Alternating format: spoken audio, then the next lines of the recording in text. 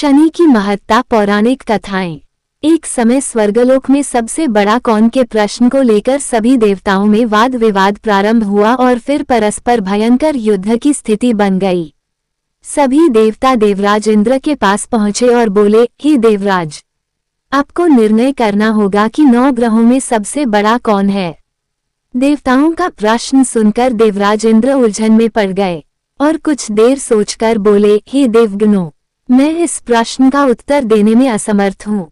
पृथ्वीलोक में उज्जैनी नगरी में राजा विक्रमादित्य का राज्य है। हम राजा विक्रमादित्य के पास चलते हैं क्योंकि वो न्याय करने में अत्यंत लोकप्रिय हैं। उनके सिंहासन में अवश्य ही कोई जादू है कि उस पर बैठकर राजा विक्रमादित्य दूध का दूध और पानी का पानी अलग करने का न्याय करते हैं। देवराज इंद्र के आदेश पर सभी देवता पृथ्वीलोक में उज्जैनी नगरी में पहुंचे।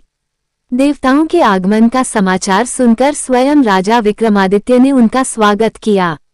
महल में पहुंचकर जब देवताओं ने उनसे अपना प्रश्न पूछा तो राजा विक्रमादित्य भी कुछ देर के लिए परेशान हो उठे, क्योंकि सभी देवता अपनी अपनी शक्तियों के कारण महान शक्तिशाली थे।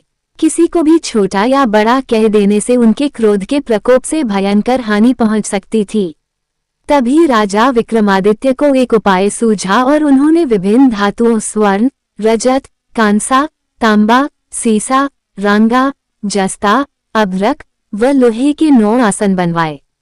धातुओं के गुणों के अनुसार सभी आसनों को एक दूसरे के पीछे रखवाकर उन्होंने देवताओं को अपने अपने सिंहासन पर बैठने को कहा। सब देवताओं के बैठने के बाद राजा विक्रमादित्य ने कहा, आपका निर्णय तो स्वयं हो गया। जो सबसे पहले सिंहासन पर विराजमान है वही सबसे बड़ा है। राजा विक्रमादित्य के निर्णय को सुनकर शनि देवता ने सबसे पीछे आसन पर बैठने के कारण अपने को छोटा जानकर क्रोधित होकर कहा, राजन, तुमने मुझे सबसे पीछे बैठाकर मेरा अपमान किया है। तुम मेरी शक्तियों से परिचित नहीं हो। मैं तुम्हारा सर्वनाश कर दूंगा। सूर्य एक राशि पर 1 महीने, चंद्रमा 2.25 दिन, मंगल 1.5 महीने, बुध और शुक्र 1 महीने, बृहस्पति 13 महीने रहते हैं, लेकिन मैं किसी राशि पर 7.5 वर्ष रहता हूँ।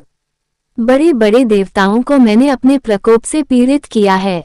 राम को 7.5 के कारण ही वन में जाकर रहना पड़ा और रावण को 7.5 के कारण ही युद्ध में मृत्यु का शिकार बनना पड़ा। उसके वंश का सर्वनाश हो गया। राजा, अब तू भी मेरे प्रकोप से नहीं बच सकेगा। राजा विक्रमादित्य शनि देवता के प्रकोप से थोड़ा भयभीत तो हुए, लेकिन उन्होंने मन में विचार किया, मेरे भाग्य में जो लिखा होगा ज्यादा से ज्यादा वही तो होगा। फिर शनि के प्रकोप से भयभीत होने की आवश्यकता क्या है। उसके बाद अन्य ग्रहों के देवता तो प्रसन्नता के साथ वहां से चले गए, लेकिन शनिदेव बड़े क्रोध के साथ वहां से विदा हुए। राजा विक्रमादित्य पहले की तरह ही न्याय करते रहे। उनके राज्य में सभी स्त्री पुरुष बहुत आनंद से जीवन यापन कर रहे थे। कुछ दिन ऐसे ही बीत गए। उधर शनिदेवता अपने अपमान को भूले नहीं थे। विक्रमादित्य से बदला लेने के लिए एक दिन शनिदेव ने घोड़े के व्यापारी का रूप धारण किया और बहुत से घोड़ों के साथ उज्जैनी नगरी में पहुंचे। राजा विक्रमादित्य ने राज्य में किसी घोड़े के व्यापारी के आने का समाचार सुना तो अपने अश्वपाल को कुछ घोड़े खरीदने के लिए भेजा। अश्वपाल ने वहां जाकर घोड़ों को देखा तो बहुत खुश हुआ, लेकिन घोड़ों का मूल्य सुनकर उसे बहुत हैरानी हुई।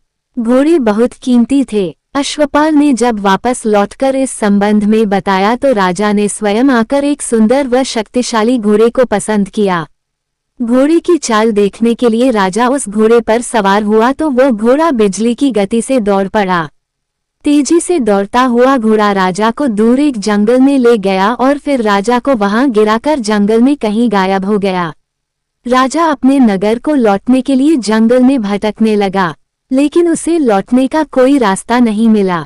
राजा को भूख प्यास लगाई। बहुत घूमने पर उसे एक चरवाहा मिला। राजा ने उससे पानी मांगा। पानी पीकर राजा ने उस चरवाहे को अपनी अंगूठी दे दी। फिर उससे रास्ता पूछकर वह जंगल से बाहर निकलकर पास के नगर में पहुंचा। राजा ने एक सेठ की दुकान पर बैठकर कुछ देर आराम किया। उस सेठ ने राजा से बातचीत की तो राजा ने उसे बताया कि मैं उज्जैनी से आया हूँ। राजा के कुछ देर दुकान पर बैठने से सेठ जी की बहुत बिक्री हुई। सेठ ने राजा को बहुत भाग्यवान समझा और उसे अपने घर भोजन के लिए ले गया।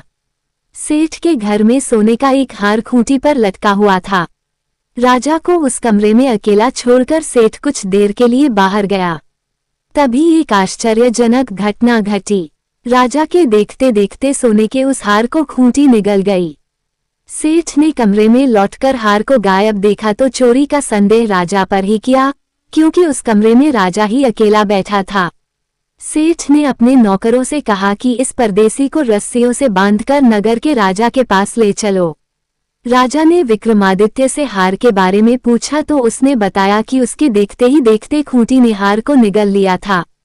इस पर राजा ने क्रोधित होकर चोरी करने के अपराध में विक्रमादित्य के हाथ पांव काटने का आदेश दे दिया।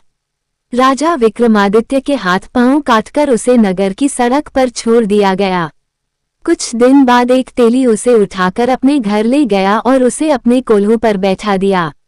राजा आवाज देकर बैलों को हाँकता रहता। इस तरह तेली का बैल चलता रहा और राजा को भोजन मिलता रहा। शनि के प्रकोप की 7.5 पूरी होने पर वर्षा ऋतु प्रारंभ हुई। राजा विक्रमादित्य एक रात मेघ मल्हार गा रहा था कि तभी नगर के राजा की लड़की राजकुमारी मोहिनी रथ पर सवार उस तेली के घर के पास से गुजरी। उसने मेघ मल्हार सुना तो उसे बहुत अच्छा लगा और दासी को भेजकर गाने वाले को बुला लाने को कहा।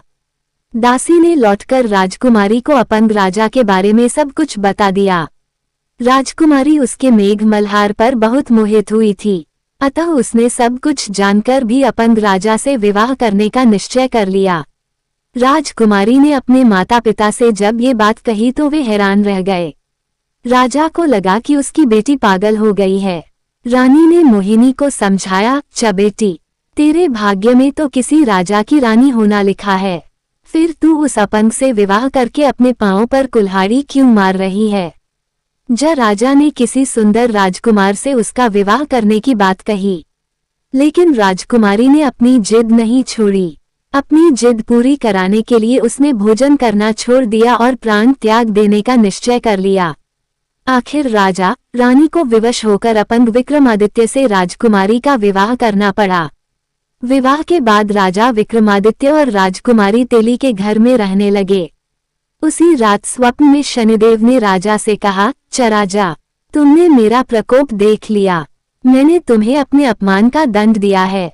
राजा ने शनिदेव से क्षमा करने को कहा और प्रार्थना की, चाहे शनिदेव, आपने जितना दुख मुझे दिया है अन्य किसी को न देना। शनिदेव ने कुछ सोचते हुए कहा, राजा, मैं तेरी प्रार्थना स्वीकार करता हूँ।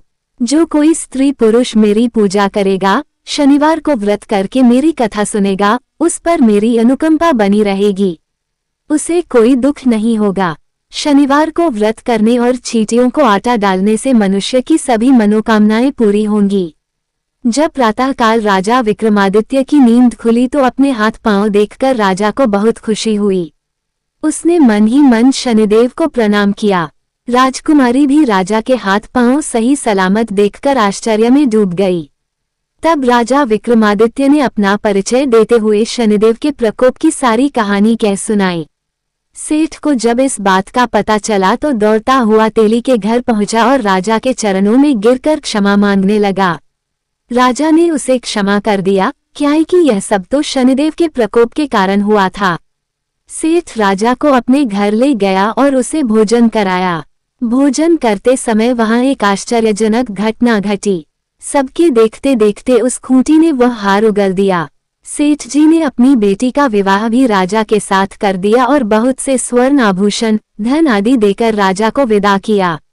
राजा विक्रमादित्य राजकुमारी मोहिनी और सेठ की बेटी के साथ उज्जैनी पहुंचे तो नगरवासियों ने हर्ष से उनका स्वागत किया। उस रात उज्जैनी नगरी में दीप जलाकर लोगों ने दिवाली मनाई। अगले दिन राजा विक्रमादित्य ने पूरे राज्य में घोषणा करवाई, शनि देव सब देवों में सर्वश्रेष्ठ हैं। प्रत्येक स्त्री पुरुष शनिवार को उनका व्रत करें और व्रत कथा अवश्य सुने। राजा विक्रमादित्य की घोषणा से शनिदेव बहुत प्रसन्न हुए। शनिवार का व्रत करने और कथा सुनने के कारण सभी लोगों की मनोकामनाएं शनिदेव की अनुकंपा से पूरी होने लगी। सभी लोग आनंदपूर्वक रहने लगे।